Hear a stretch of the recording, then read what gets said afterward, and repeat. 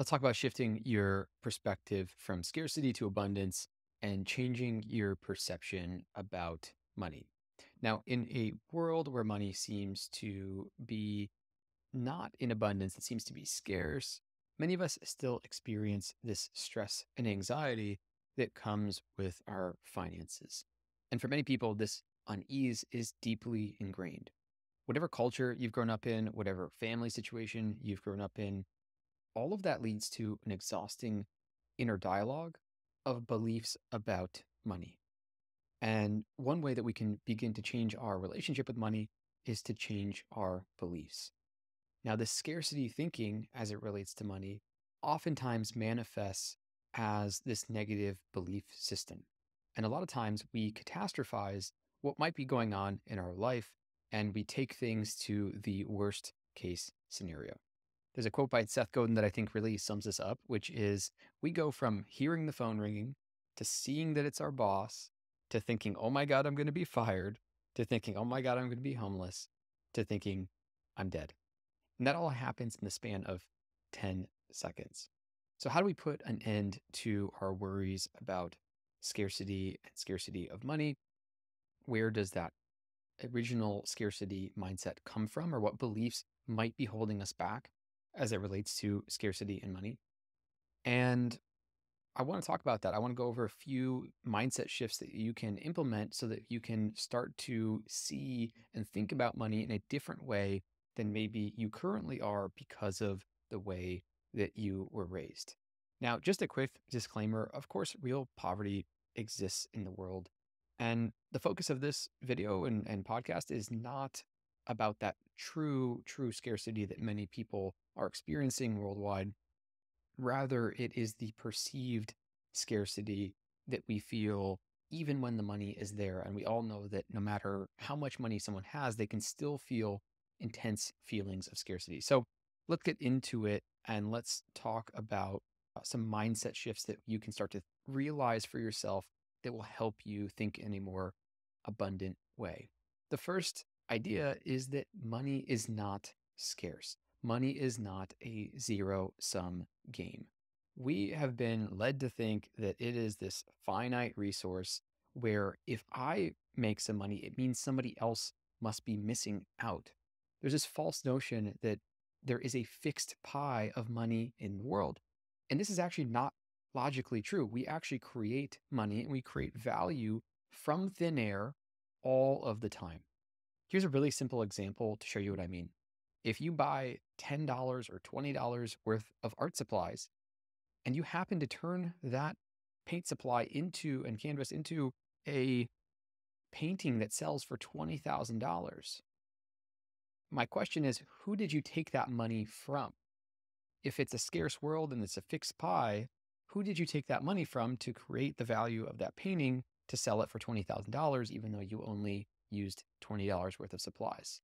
The truth is, you didn't take money from anyone. You created new value from scratch. You actually added money to the economy by developing something of value.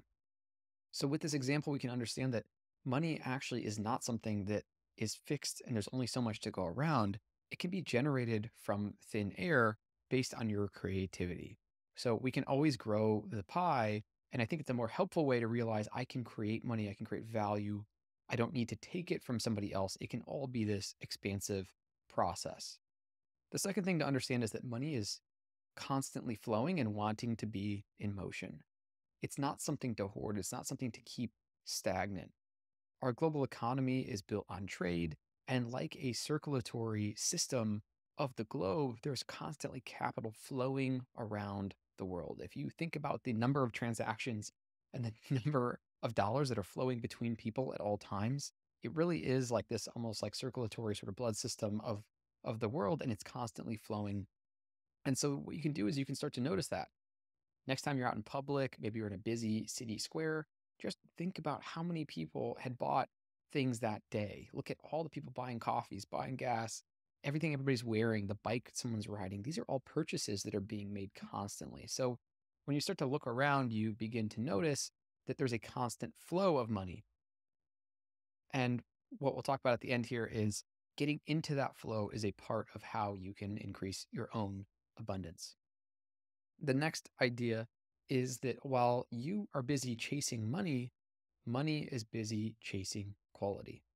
The quickest way for you to earn money is by offering quality. Now, quality is something that is different in any context. It could be quality in music, in woodworking, in teaching, in painting. It's determined by other people, but by creating something and focusing on developing things that have quality to them, that's where people choose to spend their money. So when the burger is seen as a higher quality burger, people will go after that. When the wine is a nicer quality wine, people will go after that. When the service you're providing is seen as more quality, meaning you've put more effort into it, you've created something that delivers a better experience, that's money chases that.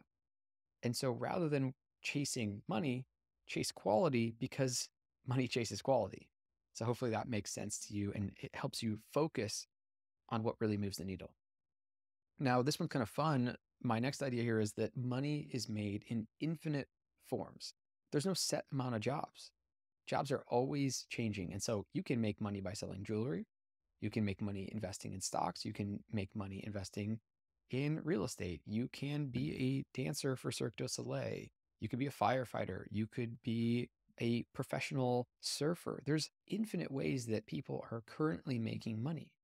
And so where you're not limited to this single potential job, there's actually not only is there an infinite set of current jobs, in the future, there's an infinite set of future jobs as well. So, roles and jobs that create value and create quality are constantly being invented. And as long as you can do something that someone else values, it's a way that you can create money for yourself.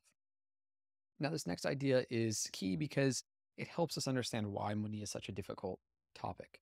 And the idea is that money is emotional. Money is an emotional story that we tell ourselves. We can have a lot of money in the bank and tell ourselves that, or we can have just a little bit of money in the bank and tell ourselves that we're rich.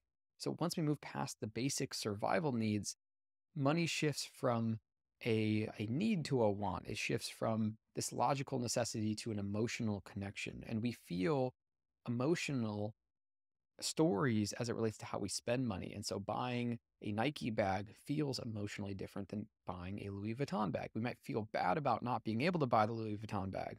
We might feel really good about buying the Nike bag. There's no difference necessarily. Yes, there's maybe this quality difference, but a lot of that is a story. A lot of that is emotional. And the key here is to understand that if money is emotional, what we're seeking when we seek money is emotional changes. We want to buy the bag because we want to feel confident. We want to buy the experience because we want to feel connected to family. We want to buy the food because we don't want to feel sad anymore, right? So, really, a lot of what we seek when we seek money is an emotional experience that's different than the one we're currently having today. And so, if you're able to shift what you think about when you think about money, I was thinking, I'm buying that because I want something. I want to feel connected. I want to feel strong. I want to feel confident. There's an interesting question, which is, what if you could feel that same emotion without spending the money? Or what if you could feel that emotion now as a process for getting the money to buy the thing that you might be after? So remember, money is emotional, it's not logical. And that's why, despite all the simple advice that maybe you've seen online for how to manage your money, how to make money, why it's not been easy necessarily to identify how to actually take action. It's not the logic that's the issue, it's the emotion. So that's a deep way of understanding what might be going on in your mind as it relates to scarcity. Now, all of these mindset shifts that I've shared with you, they're ways to help put yourself in a better space to be more abundant, to remove some of the scarcity thinking. A lot of this is about putting yourself into the flow of money, feeling that it's abundant, seeing that it's abundant, knowing what money really is, and then putting yourself into that flow. And one thing that I tell a lot of the founders of business owners that I work with is that money is a dial, it's not a switch. Yes, you might jump from one job to the other, and that might change your income, but you can actually dial up the money as you'd like. If you have a side hustle, if you have a hobby that you've been able to monetize, if you have a side project or a business or you're running a business, you can dial up the amount of money that you're making by putting more effort into simple things like sales. And it's always interesting to me when I work with a founder or an entrepreneur and they put a little bit more effort into sales and they generate a little bit more sales and they say like, wow, I can't believe it was as easy as getting in touch with a past customer who almost purchased and selling them today. And then suddenly their income has increased. So you can dial up the money. It's not just a switch. And part of it is about seeing the abundance around you everywhere and then moving towards that. So I want to end with us learning to have conversations about value, us learning to have conversations about money is an important step to changing your mindset. And again, where you're from, how you're brought up, how you're raised, the belief structures that were instilled in you have created a vision for how you see money and value. And what I'm hoping to help you with in this video and in the comments, if you'd like to ask a comment or reach out, is how can we define and have a better conversation about value? How can we define and have a better conversation about money so that we remove some of those negative beliefs? If you have any questions, of course, you can let me know. I'd love to chat with you. I'm back again very soon. Later.